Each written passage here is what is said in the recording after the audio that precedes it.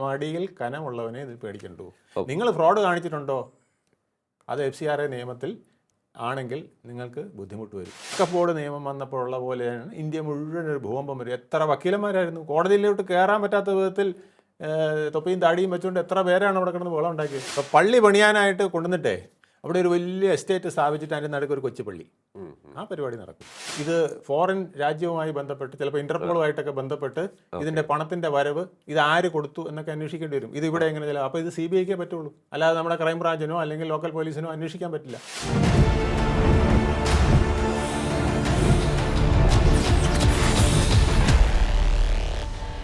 നമസ്കാരം, ടോക്കിംഗ് പോയിന്റിലേക്ക് സ്വാഗതം. വിദേശ സംഭാവന നിയന്ത്രണ നിയമത്തിൽ, അതായത് FCRAയിൽ ഭേദഗതി കൊണ്ടുവരുവാനുള്ള കേന്ദ്ര സർക്കാർ നീക്കം വിവാദമായിരിക്കുകയാണ്. ഇതിനെതിരെ ക്രൈസ്തവ സഭകൾ വളരെ ശക്തമായി രംഗത്ത് വന്നിരിക്കുന്നു. ഈ വിഷയം ടോക്കിംഗ് പോയിന്റ് എന്ന് പരിശോധിക്കുകയാണ്. ഇത് ഏതെങ്കിലും വിധത്തിൽ ദുരൂഹമായ നീക്കമാണോ? കേന്ദ്രമന്ത്രി കിരൺ റിജിജു പറഞ്ഞിരിക്കുന്നു, ഇൻ്റലിജൻസ് റിപ്പോർട്ടിന് അല്ലെങ്കിൽ പരാതികളുടെ അടിസ്ഥാനത്തിലാണ് ഇത്തരമൊരു നീക്കം നടത്തിയിരിക്കുന്നത് എന്ന്. ആർക്കും എതിരെയല്ല, ഏതെങ്കിലും ഒരു വിഭാഗത്തിനെതിരെയല്ല, രാജ്യസുരക്ഷയെ മുൻനിർത്തിയാണ് എന്ന് കേന്ദ്രം തറപ്പിച്ച് പറയുകയാണ്. പരിശോധിക്കാൻ നമുക്ക് ഈ വിഷയം. നമ്മോടൊപ്പം ചേരുകയാണ് രാഷ്ട്രീയ നിരീക്ഷകൻ അഡ്വക്കേറ്റ് വേണുഗോപാൽ എം എസ്. നമസ്കാരം സാർ, ടോക്കിംഗ് പോയിന്റിലേക്ക് സ്വാഗതം. FCRA വിദേശ സംഭാവന നിയന്ത്രണ നിയമം, ഇത് ഭേദഗതി ചെയ്യാനുള്ള കേന്ദ്ര സർക്കാർ നീക്കമാണ് ഇപ്പോൾ വിവാദമായിരിക്കുന്നത്. ആദ്യം നമുക്ക് അധികമാർക്കും ഇത് അറിയില്ല എനിക്ക് തോന്നുന്നു. FCRA എന്താണെന്ന് പറഞ്ഞുകൊണ്ട് തുടങ്ങാം അല്ലേ? അതെ, FCRA എന്ന് പറഞ്ഞാൽ വളരെ സിമ്പിളാണ്. നമ്മൾ വിദേശത്ത് നിന്ന് ഒരു വ്യക്തിയുടെയോ അല്ലെങ്കിൽ ഒരു സ്ഥാപനത്തിൻ്റെയോ പണം സ്വീകരിക്കുമ്പോൾ അതിന് ഇന്ത്യ ഗവൺമെൻറ് ഒരു റെഗുലേഷൻ വെച്ചിട്ടുണ്ട്. അതെങ്ങനെ ഫോറിൻ കോൺട്രിബ്യൂഷൻ, അതാണ് FCRA. ഫോറിൻ കോൺട്രിബ്യൂഷൻ എങ്ങനെ ഇവിടെ വരണം, അതെങ്ങനെ ഉപയോഗിക്കണം എന്നതിനെക്കുറിച്ച് ഒരു നിയമം നിലവിലുണ്ട്. അത് 1976 ഉണ്ടായിരുന്നു. പിന്നീട് അത് 2004 ഒന്നുകൂടെ ഭേദഗതി ചെയ്തു. അത് പോരായ്മ തോന്നിയുകൊണ്ട് വീണ്ടും 2020 ഒന്നുകൂടെ ഭേദഗതി ചെയ്തു. പിന്നീട് ഇപ്പോൾ 2026 ഭേദഗതി ചെയ്യുന്നു. ഇത് കാലാകാലങ്ങളിൽ ഭേദഗതി ചെയ്യുന്നത് എന്തുകൊണ്ടെന്ന് ചോദിച്ചാൽ ഇതിനകത്ത് ഒരുപാട് ഫ്രോഡുകൾ നടക്കുന്നുണ്ട് എന്നുള്ളത് കൊണ്ടാണ്. അതായത് ഒരു സർക്കാർ ഇതര സ്ഥാപനത്തിലേക്ക് വിദേശത്ത് നിന്നും സഹായമെത്തുന്നത് വ്യക്തികൾക്കാകാം, സ്ഥാപനങ്ങൾക്കാകാം, ട്രസ്റ്റിനാകാം, സഭയ്ക്കാകാം, മത സ്ഥാപനങ്ങൾക്കാകാം, ഏതിനുമാകാം. അതിനെ കേന്ദ്രം ഒരു നിയമം കൊണ്ട് റെഗുലേറ്റ് ചെയ്തിരിക്കുന്നു, നിയന്ത്രിച്ചിരിക്കുന്നു അല്ലെ? ആ നിയമത്തിലാണ് ഇപ്പോൾ ഭേദഗതി വരുത്താൻ പോകുന്നത്. തീർച്ചയായും ഇതിപ്പോഴല്ല, ഞാൻ പറഞ്ഞില്ലേ, പറഞ്ഞു കാലാകാലങ്ങളിൽ മാറ്റിയിട്ടുണ്ട്. ഇപ്പോൾ 2004 പിന്നെ മൻമോഹൻ സിംഗിന്റെ സർക്കാർ തന്നെ ഇതിന് ഭേദഗതികൾ വരുത്തിയിട്ടുണ്ട്. കാലാകാലങ്ങളിൽ ഇതിന് ഭേദഗതികൾ ഇങ്ങനെ വന്നുകൊണ്ടേ ഇരുന്നിട്ടുണ്ട്. ഈ ഭേദഗതികൾ ഒക്കെ ഈ നിയമത്തിനെ മറികടക്കാൻ ചിലർ ശ്രമിക്കുന്നു എന്നുള്ളത് കൊണ്ട് വന്നതാണ്. പണ്ടൊക്കെ നമ്മൾ പലപ്പോഴും കേട്ടിട്ടുണ്ട്, വായിച്ചിട്ടുമുണ്ട് അല്ലേ? അതെ, ഇത്തരത്തിൽ സ്ഥാപനങ്ങളുടെ മറവിൽ വിദേശത്തു നിന്നുള്ള ഫണ്ട് കൊണ്ടുവരുന്നു, അത് എങ്ങനെ ഉപയോഗിക്കുന്നു എന്നുള്ളത് അറിയുന്നില്ല എന്നുള്ള കാര്യം വാർത്തകളിലൂടെ നമ്മൾ വായിച്ചിട്ടുണ്ട് അല്ലേ? തീർച്ചയായിട്ടും അങ്ങനെ വായിച്ചിട്ടുണ്ടെന്ന് മാത്രമല്ല, അത് സത്യവുമാണ്. നമുക്കറിയാമല്ലോ, എത്രയോ സ്ഥലങ്ങളിൽ ഈ തരത്തിൽ പണം ദുരുപയോഗം ചെയ്യപ്പെടുന്നു. അത് ഉദ്ദേശിച്ച പർപ്പസിന്, ഡെസിഗ്നേറ്റഡ് പർപ്പസിനെ ഉപയോഗിക്കാവുന്നതാണ്.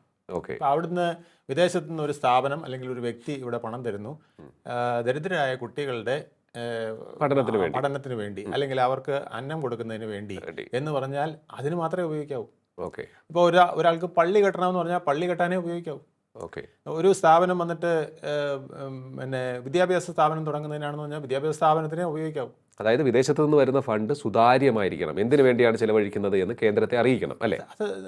അതൊരു നിയമമാണ്. നിങ്ങളുടെ വീട്ടിലേക്ക് അയൽക്കാരന് ഒരു പൈസ തരുന്നു, ആ പൈസ എന്തിനു വരുന്നു എന്നുള്ളത് ഗൃഹനാഥൻ അറിയണ്ടേ?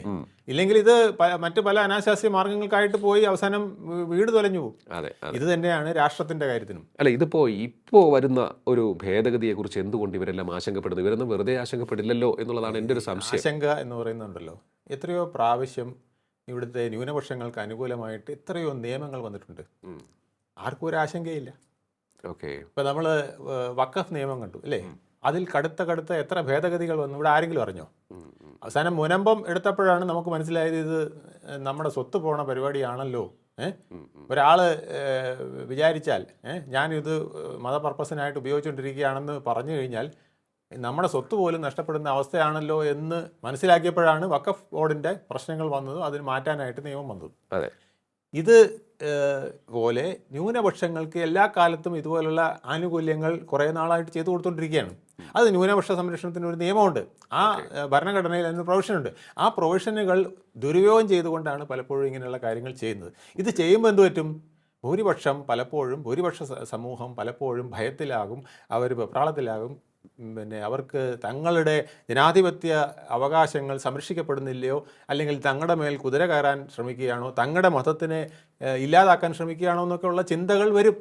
ഈ ചിന്തകൾ ഇല്ലാതിരിക്കാൻ വേണ്ടിയിട്ടാണ് കോൺഗ്രസ് സർക്കാരും പിന്നീട് വന്ന മൻമോഹൻ സർക്കാർ മാത്രമല്ല, അത് കഴിഞ്ഞിട്ട് വന്ന മോദി സർക്കാരും എല്ലാം ഇതുപോലെ ഓരോ മാറ്റങ്ങൾ വരുത്തിയിരിക്കുന്നത്. ഈ മാറ്റങ്ങൾ സ്വാഭാവികമായി വരുന്നതാണ്. പക്ഷേ ഞാൻ നേരത്തെ പറഞ്ഞ പോലെ ന്യൂനപക്ഷങ്ങൾക്കെതിരെ വന്നാൽ ഭയങ്കര ബഹളം, ന്യൂനപക്ഷങ്ങൾക്ക് അനുകൂലമായി വന്നാൽ ഭൂരിപക്ഷത്തിനെ കഴുത്തറക്കുന്നതാണ്, അവൻ്റെ സ്വത്ത് അടിച്ചുകൊണ്ട് പോകുന്നതാണെങ്കിൽ പോലും ആരും ചോദിക്കില്ല, ആരും പറയുകയില്ല. ഇവിടുത്തെ ഒരു രാഷ്ട്രീയ പാർട്ടിയും മിണ്ടുകയില്ല, ഒരു ധർണയും ഇല്ല, ഒരു സത്യാഗ്രഹവും ഇല്ല, നെഞ്ചത്തടിയില്ല.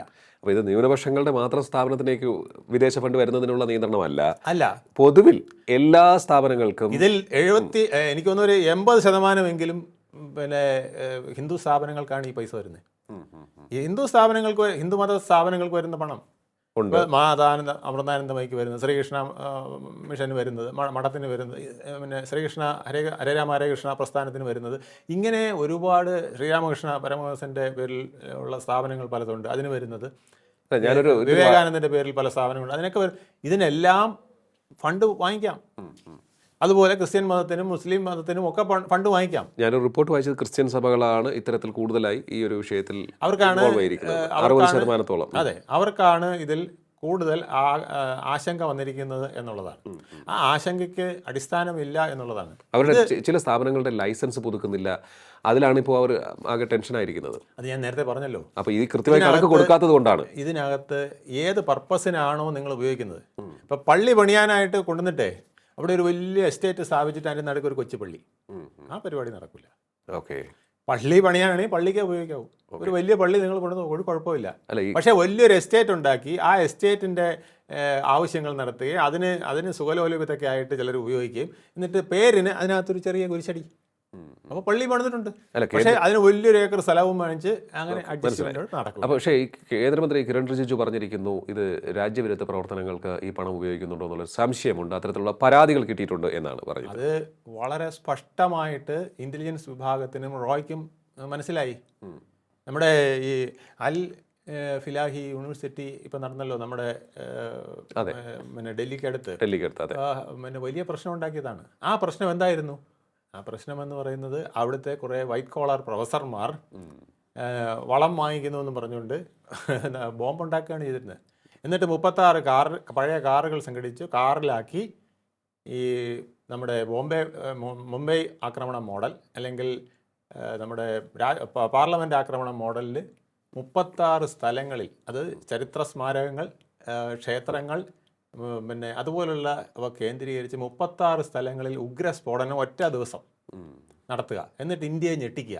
അതായത് നിങ്ങൾ പിന്നെ പാകിസ്ഥാനെ ആക്രമിച്ചാൽ അല്ലെങ്കിൽ ഞങ്ങളുടെ മിലിറ്ററി അടക്കമുള്ള കേന്ദ്രങ്ങൾ തകർത്താൽ നിങ്ങൾ അതിനെ ഓപ്പറേഷൻ സിന്ദൂർ എന്നല്ല എന്ത് പേരിട്ട് വിളിച്ചാലും അതിനപ്പുറത്തെ സാധനം ഞങ്ങളിവിടെ, സിന്ദൂരമല്ല ഒറിജിനൽ ബ്ലഡ് ഞങ്ങൾ 36 സ്ഥലത്ത് ആവശ്യത്തിലധികം ചീറ്റിച്ച് കാണിക്കും എന്ന് പറഞ്ഞ് നടത്തുന്ന ഒരു നീക്കമായിരുന്നത്. ആ നീക്കത്തിന് ഭാഗ്യം കൊണ്ടോ അല്ലെങ്കിൽ നമ്മുടെ ചില ഇൻ്റലിജൻസ് വിഭാഗത്തിൻ്റെ കഴിവ് കൊണ്ടോ അത് തകർക്കാൻ നമുക്ക് കഴിഞ്ഞു എന്നുള്ളതാണ്. അത് ഡൽഹിയിൽ അത്തരത്തിലൊരു സ്ഫോടനം വരികയും അതിനെ തുടർന്ന് അത് കംപ്ലീറ്റ് പിടികൂടി നമുക്ക് മാറ്റാൻ കഴിയുകയും ചെയ്തു. ഇന്നലെയും ലഷ്കർ എ തോബയുടെ ഒരു ഗ്രൂപ്പ് പിന്നെ കാശ്മീരിൽ കയറി, അവരിതാണ് പരിപാടി. ഇവരുടെ പരിപാടി എന്ന് അറിയാമോ? ഇവർക്ക് പണം ചാക്കി കെട്ടി കൊണ്ടുവരാൻ ഒക്കില്ല. ഇത് യുദ്ധത്തിന് ഇപ്പോൾ പിന്നെ 36 കാർ വാങ്ങിക്കണതിന് രൂപ എത്രയോ? പഴയ കാറാണെങ്കിൽ പോലും രൂപ വേണ്ടേ? ആ രൂപ എന്ത് ചെയ്യും? ഇത് ഏതെങ്കിലും ഒരു സ്ഥാപനത്തിൻ്റെ പേരിൽ ഇങ്ങോട്ട് ചെയ്യും. സ്ഥാപനത്തിന് പിന്നെ പറയുന്നത് എന്താ? സ്ഥാപനത്തിന് ആംബുലൻസ് വാങ്ങിക്കാനെന്നായിരിക്കും പറയുന്നത്. പാവങ്ങളെ ആതുര ശുശ്രൂഷയ്ക്ക് കൊണ്ടുപോകാൻ, പെട്ടെന്ന് അവരെ എത്തിച്ച് അവരുടെ ജീവൻ രക്ഷിക്കാൻ പറഞ്ഞുകൊണ്ട് 36 ആംബുലൻസ് ആയിരിക്കും വാങ്ങിക്കുന്നത്. പക്ഷേ ഇതെന്തിനായിരിക്കും പിന്നീട് ഉപയോഗിക്കുന്നത്? ഇത് 36 സ്ഥലങ്ങളിൽ ബോംബ് വെച്ച് തകർക്കാനായിരിക്കും. ഇത് ഇൻ്റലിജൻസ് വകുപ്പിന് മനസ്സിലായി, അതുപോലെ തന്നെ റോയ്ക്ക് മനസ്സിലായി, നമ്മുടെ പിന്നെ ബോർഡർ സെക്യൂരിറ്റി ഫോഴ്സിന് മനസ്സിലായി. അതെല്ലാം കൂടെ ഇപ്പോൾ പല വിധത്തിലുള്ള കാര്യങ്ങൾ അസസ് ചെയ്തിട്ടാണ് ഇനി ഇതുപോലത്തെ സംഗതികൾ ഉണ്ടാവാൻ പാടില്ല. അതായത് ഒരു യൂണിവേഴ്സിറ്റിക്ക് ഫണ്ട് വരുന്നു, ആ യൂണിവേഴ്സിറ്റി അവിടെ ഇപ്പം ഗവേഷണങ്ങൾ നടത്താനെന്നോ അല്ലെങ്കിൽ വളം വെച്ച് പല പരീക്ഷണങ്ങൾ നടത്താനെന്നോ ഒക്കെ പറഞ്ഞുകൊണ്ട് കൊണ്ടുവന്നിട്ട് ബോംബ് ഉണ്ടാക്കുകയാണ്. എന്നിട്ട് ബോംബ് നമ്മുടെ നാട്ടുകാരുടെ നെഞ്ചത്തേക്ക് വയ്ക്കുകയാണ്. ഈ പരിപാടി FCRAയിൽ നടക്കില്ല. ഇത് ഫോറിൻ കോൺട്രിബ്യൂഷൻ അല്ല, ഫ്രോഡ് കോൺട്രിബ്യൂഷനാണ് നടത്തുന്നത്. ഈ ഫ്രോഡ് കോൺട്രിബ്യൂഷൻ അനുവദിക്കില്ല. നേരെയാണ് ഇപ്പോഴും നടത്താം, ആർക്കും നടത്താം. അതില്ലേ കാസ പറയുന്നത്, മടിയിൽ കന ഉള്ളവൻ പേടിച്ചാൽ മതി. ഇവിടുത്തെ ബാക്കി അല്ലാത്ത ബിഷപ്പുമാരും പിന്നെ സഭകളും ഒന്നും പേടിക്കണ്ട. പക്ഷേ ഇതിപ്പോൾ ഈ സാഹചര്യമായതുകൊണ്ട്, തിരഞ്ഞെടുപ്പ് നടക്കുന്ന സാഹചര്യമായതുകൊണ്ട് എനിക്ക് തോന്നുന്നു മറ്റ് പാർട്ടികളൊക്കെ തന്നെ, ഇടതുപക്ഷമാണെങ്കിലും UDF ആണെങ്കിലും ഇത് ശക്തമായി ഇതിനെ കത്തിച്ചു നിർത്താൻ ശ്രമിക്കുമെന്നുള്ളത്. അതാണ് കാസ പറയുന്നത്. മണിപ്പൂർ വിഷയം ഇലക്ഷൻ വരുമ്പോൾ മണിപ്പൂർ വിഷയം ഭയങ്കരമാണ്. മണിപ്പൂരിൽ ആൾ കൊല്ലുന്നു, പരസ്പരം രണ്ട് ഗ്രൂപ്പുകൾ ചേർന്ന്, ക്രിസ്ത്യൻ വിഭാഗങ്ങൾ തന്നെ ചേർന്ന് അടിക്കുന്ന അടിയാണ്. അത് എല്ലാവർക്കും അറിയാം, ബിഷപ്പുമാർക്കും അറിയാം, എല്ലാം അറിയാമെങ്കിലും ഈ മണിപ്പൂർ ഒരു വലിയ വിഷയമായിട്ട് നമ്മുടെ ഇവിടെ വരാറുണ്ടെന്ന് കാസ തന്നെ പറയുന്നു. ഇതുപോലെയാണ് NRC, പൗരത്വ നിയമം. നമ്മൾ പറഞ്ഞില്ലേ, ഒരൊറ്റ മുസൽമാൻ ഇനി ഇവിടെ രാജ്യത്തിൻ്റെ ഇവിടുത്തെ BJPക്കാരോ അല്ലെങ്കിൽ ഹിന്ദുത്വ ശക്തികളോ പറയുന്നതനുസരിച്ച് നിന്നില്ലെങ്കിൽ അവൻ്റെ പൗരത്വം കാണില്ല എന്ന് പറഞ്ഞുകൊണ്ട് വന്നില്ലേ? ആരുടെയെങ്കിലും പൗരത്വം പോയോ? കാശ്മീരിലുള്ളവരുടെയോ കേരളത്തിലുള്ള, കാശ്മീർ മുതൽ കേരളം വരെയുള്ള ഒരുത്തരുടെയും പൗരത്വം അനധികൃതമായിട്ട് പോയിട്ടുണ്ടോ? ഇല്ല. അതുപോലെ തന്നെയാണ് ഈ FCRA നിയമം ഇപ്പോൾ ഭേദഗതി ചെയ്യുന്നതും വരുന്നത്. ഈ വിഷയത്തിൽ ഇപ്പോൾ സംസ്ഥാനത്തെ മുഖ്യമന്ത്രി പിണറായി വിജയൻ, പ്രതിപക്ഷ നേതാവ് VD സതീശൻ, ഇതുപോലുള്ളവരൊക്കെ തന്നെ പ്രധാനമന്ത്രിക്ക് കത്തയച്ചിട്ടുണ്ട് ഈ വിഷയത്തിൽ. അപ്പോൾ ഇവരൊക്കെ നടപ്പിലാക്കിയപ്പോൾ പൗരത്വ നിയമം നടപ്പിലാക്കിയതല്ലേ പറഞ്ഞത്? ഞങ്ങൾ ഇതൊന്നും ഇവിടെ നടപ്പിലാക്കില്ല എന്നവർ പറഞ്ഞില്ലേ? ഈ സംസ്ഥാനത്ത് നിന്ന് നടപ്പിലാക്കാൻ ഞങ്ങൾക്ക് സഹകരിക്കില്ല. അവസാനം പൗരത്വ നിയമം ലംഘിച്ചവന് ജയിൽ വരെ പണിതു ഇതേ സർക്കാർ തന്നെ. കാരണം കേന്ദ്ര ഗവൺമെൻറ് ഒരു നിയമം ഉണ്ടാക്കുന്നത് പ്രത്യേക പർപ്പസോട് കൂടിയാണെങ്കിൽ അത് സംസ്ഥാന ഗവൺമെൻറ് അംഗീകരിച്ചേ പറ്റുള്ളൂ. ഇല്ലെങ്കിൽ ഇവിടുന്ന് കേസിന് പോകും, സുപ്രീം കോടതിയിൽ പോയിട്ട് ഇത് സ്റ്റേ ചെയ്ത് വെക്കാം. പക്ഷേ സ്റ്റേ ചെയ്ത് വെക്കാൻ പറ്റാത്ത നിയമമാണ് വന്നിരിക്കുന്നത്. സ്റ്റേ ഇത് വെക്കാൻ പോയാൽ പിന്നെ ഫോറിൻ അഫയേഴ്സ് ഡിപ്പാർട്ട്മെൻറ്റും ഹോം ഡിപ്പാർട്ട്മെൻറ്റും ഒക്കെ ഇതിൻ്റെ കണക്കുകളും കാര്യങ്ങളും സുപ്രീം കോടതി കൊണ്ട് കൊടുക്കും. അതുപോലെ തന്നെ ഈ FCRA നിയമം ലംഘിക്കുന്നവർക്കെതിരെ CBI ആയിരിക്കും കേസെടുക്കുന്നത്. അത് അങ്ങനെ പറ്റുള്ളൂ. കാരണം എന്തറിയാമോ, ഇത് ഫോറിൻ രാജ്യവുമായി ബന്ധപ്പെട്ട് ചിലപ്പോൾ ഇന്റർപോളുമായിട്ടൊക്കെ ബന്ധപ്പെട്ട് ഇതിന്റെ പണത്തിന്റെ വരവ്, ഇത് ആര് കൊടുത്തു എന്നൊക്കെ അന്വേഷിക്കേണ്ടി വരും. ഇത് ഇവിടെ എങ്ങനെ ചില, അപ്പോൾ ഇത് CBIക്കേ പറ്റുള്ളൂ. അല്ലാതെ നമ്മുടെ ക്രൈം ബ്രാഞ്ചിനോ അല്ലെങ്കിൽ ലോക്കൽ പോലീസിനോ അന്വേഷിക്കാൻ പറ്റില്ല. അപ്പോൾ CBI തന്നെ അതിനകത്ത് വന്നിരിക്കുന്നത് കൊണ്ടാണ്. ഇത് 2020 ഈ നിയമം ഭേദഗതി ചെയ്തപ്പോൾ വളരെ അതിനു മുമ്പ് ആർക്ക് വേണോ ഏത് അക്കൗണ്ടിൽ കൂടെ ഇത് മാറാമായിരുന്നു. അത് പിന്നീട് സെൻട്രൽ ഗവൺമെൻറ്റിൻ്റെ വളരെ നിരീക്ഷണത്തിലുള്ള SBIയിൽ കൂടെ ഈ അക്കൗണ്ട് ഡെസിഗ്നേറ്റഡ് അക്കൗണ്ട് തുറക്കണം എന്ന് പറഞ്ഞു. ഇത് ഏതെങ്കിലും പേരിൽ ഒരു ട്രസ്റ്റിൻ്റെ പേര് തുടങ്ങിയ ഒരു അക്കൗണ്ട് പോരാ, ഇത് ഫോറിൻ കോൺട്രിബ്യൂഷൻ വാങ്ങിക്കുന്ന അക്കൗണ്ടാണെന്ന് പറഞ്ഞ് തന്നെ അക്കൗണ്ട് തുടങ്ങണം. അപ്പം തന്നെ പലതും വരണ്ടും. അന്ന് തന്നെ പലർക്കും പ്രശ്നമായി. പല കോൺട്രിബ്യൂഷനുകളും വരുന്ന രീതിക്കല്ല ഉപയോഗിക്കുന്നത്. ഇപ്പോൾ ഇവിടുത്തെ പിന്നെ ബിഷപ്പുമാരൊക്കെ പറയുന്നുണ്ട്, മതപരിവർത്തനത്തിന് ഉപയോഗിക്കുന്നു, വിദേശ ഫണ്ട്, അതുപോലെ തന്നെ രാജ്യത്തിൻ്റെ വിധ്വംസക പ്രവർത്തനത്തിന് ഉപയോഗിക്കുന്നു, ഫോറിൻ മണി എന്നൊക്കെ പറയുന്നു. ഇതൊന്നും ഇവിടെയും നടക്കില്ല. പട്ടാള ഭരണം ഉള്ളിടത്തോ അല്ലെങ്കിൽ ഏകാധിപത്യം ഉള്ളിടത്തല്ലേ ഇതൊക്കെ നടക്കും. അല്ല, ഇന്ത്യയിൽ നടക്കുന്നുണ്ട്, കേരളത്തിൽ നടക്കുന്നുണ്ട്, ശ്രീലങ്കയിൽ നടക്കുന്നുണ്ട്, ശ്രീനഗറിൽ നടക്കുന്നുണ്ട്, എല്ലായിടത്തും നടക്കുന്നുണ്ട്. ഇത് നടക്കുന്നത് കേന്ദ്ര ഗവൺമെൻറ് കറക്റ്റായിട്ട് അറിയാം. അവർക്ക് ഇൻഫർമേഷൻ പണ്ട് കിട്ടുമായിരുന്നു, അതെടുത്ത് അങ്ങ് കളയുമായിരുന്നു. ഇപ്പോൾ ഇൻഫർമേഷൻ കിട്ടിയാൽ അതിനനുസരിച്ചുള്ള നിയമങ്ങൾ പാർലമെൻറ്റിൽ കൊണ്ടുവന്നവർ വയ്ക്കും. ഇത് തന്നെയാണ് നടന്നുകൊണ്ടിരിക്കുന്നത്. ഇതിനകത്ത് ഒരു പ്രശ്നമില്ല. ഇതിപ്പോൾ ഇന്ത്യ ഗവൺമെൻറ് പറയുകയാണ്, ഇന്ന പർപ്പസിന് വന്ന പണമാണ് ഈ സഭ അല്ലെങ്കിൽ ഈ വ്യക്തി അത് വഴിമാറ്റിയാണ് ഉപയോഗിച്ചത് എന്ന് പറഞ്ഞാൽ, വഴിമാറ്റി ഉപയോഗിച്ചിട്ടില്ല എന്ന് നമ്മുടെ കോടതികളെ ബോധ്യപ്പെടുത്തിയാൽ മതി. ഒരു സ്റ്റേ കിട്ടാൻ ഒരു വിഷമമില്ല. അവർക്ക് കോടതി വഴി തെളിയിക്കാന്നുള്ളതേ ഉള്ളൂ. അങ്ങനെ വന്നിട്ടുണ്ടെങ്കിൽ ഇത് അങ്ങനെയൊന്നും വരുന്ന കാര്യമല്ല. ഇത് NRC പോലെ പൗരത്വ നിയമത്തിലെ ചില മൂലാമല, നമ്മൾ എന്തൊരു സമരവും ബഹളമായിരുന്നു. അതുപോലെ തന്നെ വഖഫ് നിയമം വന്നപ്പോൾ എന്തെല്ലാം പുകിലായിരുന്നു. മുസ്ലിമിൻ്റെ സ്വത്ത് മുഴുവൻ അടിച്ചുകൊണ്ട് പോകാനുള്ള പരിപാടിയാണ് എന്നും പറഞ്ഞുകൊണ്ടല്ലേ ഇപ്പോൾ തീർന്നില്ലേ? അല്ല, ഇതിപ്പോൾ സുപ്രീം കോടതി പോയി അതിൻ്റെ നൂലാമാലകൾ പരിശോധിച്ചപ്പോൾ തീർന്നു. അതിനകത്ത് ഒരു കഥയില്ലെന്ന് മനസ്സിലായി. പക്ഷേ ഇതിപ്പോൾ ഈ തിരഞ്ഞെടുപ്പിൻ്റെ സമയമായതുകൊണ്ട് അതെ. ഇത് വലിയ ഒരു പ്രചാരണായുധമാക്കും. BJPക്കെതിരെ ശക്തമായി ഇത് ഇടതുപക്ഷവും UDFും ഉപയോഗിക്കും. ജനാധിപത്യ വിരുദ്ധ എന്നാണ് സഭകളൊക്കെ തന്നെ പറഞ്ഞിരിക്കുന്നത്. അത് അങ്ങനെ ഉപയോഗിക്കാൻ വേണ്ടിയിട്ടാണ് കേന്ദ്ര ഗവൺമെൻറ് ഇത് ഇട്ടതെന്നാണ് എനിക്ക് തോന്നുന്നത്. കാരണം എന്തറിയാമോ, നരേന്ദ്രമോദി അമിത്ഷായൊന്നും അത്രയ്ക്ക് മന്ദബുദ്ധികളാണെന്ന് ഞാൻ വിശ്വസിക്കുന്നില്ല. അവർ ഇതിൻ്റെ അപ്പുറവും അതിൻ്റെ അപ്പുറവും കണ്ടിട്ടാണ് ഒരു സാധനം ഇറക്കുന്നത്. ഇത് ഇലക്ഷൻ ഡിസ്കഷൻ വരണം എന്ന് തന്നെയാണ് അവർ ഉദ്ദേശിക്കുന്നത്. കാരണം ഈ രാജ്യത്ത് എന്ത് നടന്നുകൊണ്ടിരിക്കുന്നു. പക്ഷേ ഇവിടുത്തെ BJP അതിന് കേപ്പബിൾ ആണോ എന്ന് എനിക്കറിഞ്ഞൂടാ. ഇവിടുത്തെ നേതാക്കൾക്ക് ഇത് ജനങ്ങളെ പറഞ്ഞ് ബോധ്യപ്പെടുത്താൻ കഴിയുന്നുണ്ടോ എന്നും എനിക്കറിഞ്ഞൂടാ. അതിന് പകരം അവർ സോപ്പിടാൻ പോകുന്നതാണോ എന്ന് എനിക്കറിഞ്ഞൂടാ. സോപ്പിടാൻ പോയാൽ കേന്ദ്ര ഗവൺമെൻറ് ഉദ്ദേശിച്ച പർപ്പസ് നടക്കില്ല. ഇതിൻ്റെ ശക്തമായിട്ട് പറയാൻ ആർക്ക് കഴിയും? എനിക്കൊന്ന് ജോർജ് കുര്യൻ കുറച്ച് പറഞ്ഞിട്ടുണ്ട്. 90% വരുന്നത് ഹിന്ദു സ്ഥാപനങ്ങൾക്കാണ്, അവരുടെ പണമാണ് ഇങ്ങനെ പലപ്പോഴും വഴിമാറി. അതാണ് ശരി എൻ്റെ കാര്യം. എന്ന് വെച്ചാൽ ഹിന്ദു സ്ഥാപനങ്ങളുടെ പേരിൽ വരുന്നതാണ് മാറ്റി ചിലവഴിക്കാൻ എളുപ്പം. കാരണം ഇത് പെട്ടെന്നാരും പിടിക്കില്ല. മുസ്ലിം സ്ഥാപനത്തിൻ്റെ പേരിലോ ക്രിസ്ത്യൻ സ്ഥാപനത്തിൻ്റെ പേരിലോ വരുന്നതിനെ മാറ്റി ചിലവഴിക്കാൻ ശ്രമിച്ചാൽ ചിലപ്പം പിടി പെട്ടെന്ന് വീഴും. കാരണം 2020 നിയമത്തിൽ അത് കുറേ കൂടെ കർക്കശമാക്കി പറയുന്നുണ്ട്. ഡെസിഗ്നേറ്റഡ് അക്കൗണ്ട് ഓപ്പൺ ചെയ്യുന്നത് ഉൾപ്പെടെയുള്ള കാര്യങ്ങൾ പറയുന്നുണ്ട്. അപ്പോൾ ഇത് ആര് തട്ടിപ്പ് നടത്തിയാലും പിടിവീഴും. അതാണ് കാസ പറയുന്നത്, മടിയിൽ കനമുള്ളവനെ ഇത് പേടിക്കണ്ടു. നിങ്ങൾ ഫ്രോഡ് കാണിച്ചിട്ടുണ്ടോ? അത് FCRA നിയമത്തിൽ ആണെങ്കിൽ നിങ്ങൾക്ക് ബുദ്ധിമുട്ട് വരും. ബുദ്ധിമുട്ട് വന്നാൽ നിങ്ങൾക്ക് കോടതിയിൽ പോയി ചോദ്യം ചെയ്യാം.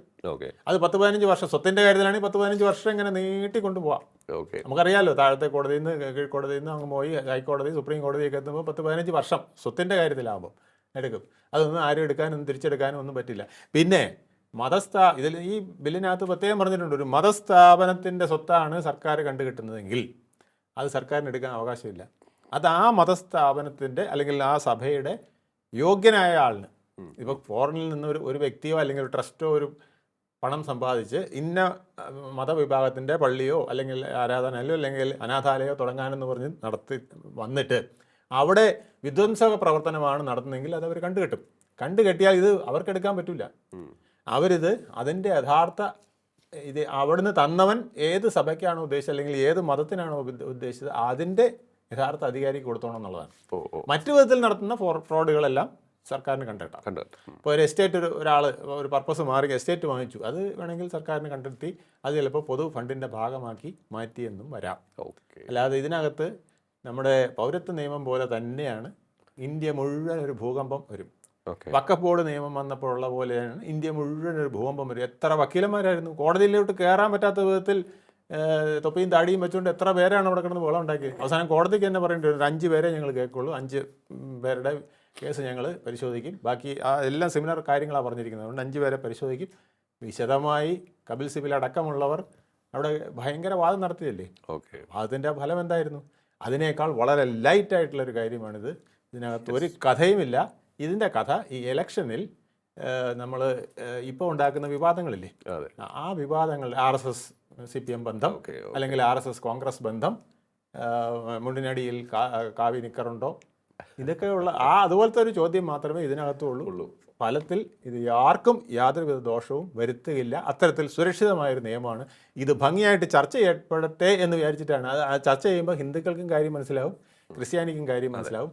ബുദ്ധിയുള്ളവർ ഞങ്ങൾക്ക് വോട്ട് ചെയ്യും, മണ്ടന്മാർ വീണ്ടും ഇതൊക്കെ ചിലപ്പോൾ കുറച്ച് നാൾ വിജയിച്ചെന്നിരിക്കും. അത് കേന്ദ്ര ഗവൺമെൻറ്റിന് അറിയാം. ഇതാണ് വിദേശ സംഭാവന സ്വീകരിക്കുന്നതുമായി ബന്ധപ്പെട്ടുള്ള നിയമത്തിൽ ഭേദഗതി കൊണ്ടുവരാനുള്ള കേന്ദ്ര സർക്കാർ നീക്കം എന്തുകൊണ്ട് എന്നുള്ള ഒരു ചോദ്യത്തിനുള്ള ഉത്തരം. ഇത് രാജ്യസുരക്ഷയെ ബാധിക്കുന്ന ഒരു വിഷയം കൂടിയാണ്. അത്തരത്തിലുള്ള പരാതികൾ ഉയർന്നിട്ടുണ്ട്. ഒപ്പം തന്നെ ഇതിൽ ജനാധിപത്യ വിരുദ്ധമായി ഒന്നുമില്ല എന്ന് തന്നെയാണ് കേന്ദ്ര സർക്കാർ പറയുന്നതും നമ്മൾ പരിശോധിക്കുമ്പോൾ മനസ്സിലാക്കേണ്ടതും. അതായത് ഈ ഇത്തരത്തിലുള്ള സംഘടനകൾ അല്ലെങ്കിൽ ഇത്തരത്തിലുള്ള സ്ഥാപനങ്ങൾ വിദേശത്തു നിന്നും ഫണ്ട് സ്വീകരിക്കുമ്പോൾ അത് എന്തിനു വേണ്ടിയാണ് എന്ന് വ്യക്തമാക്കണം. അതുപോലെ തന്നെ എത്ര രൂപ ചെലവഴിച്ചു എന്നും അത് സുതാര്യമായി കേന്ദ്ര സർക്കാരിനെ അറിയിക്കേണ്ടതുണ്ട്.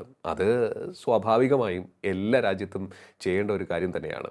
അതുമാത്രമാണ് കേന്ദ്ര സർക്കാർ ഇവിടെ ചെയ്തിട്ടുള്ളത്. പക്ഷേ നമ്മുടെ കേരളത്തിൽ തിരഞ്ഞെടുപ്പ് നടക്കുന്നതുകൊണ്ട് തന്നെ രാഷ്ട്രീയ പാർട്ടികൾ ഇത് തിരഞ്ഞെടുപ്പ് പ്രചാരണ രംഗത്ത് ഒരു ആയുധമായി ഉപയോഗിക്കാനുള്ള എല്ലാ സാധ്യതയും കാണുന്നുണ്ട്. വളരെയധികം നന്ദി സാർ, ഇത്രയും സമയം ടോക്കിംഗ് പോയിന്റുമായി സംസാരിച്ചു. ടോക്കിംഗ് പോയിന്റിൻ്റെ ഈ അധ്യായം ഇവിടെ പൂർണ്ണമാകുന്നു. ഇനി അടുത്ത എപ്പിസോഡ് കാണാം നമുക്ക്. നമസ്കാരം.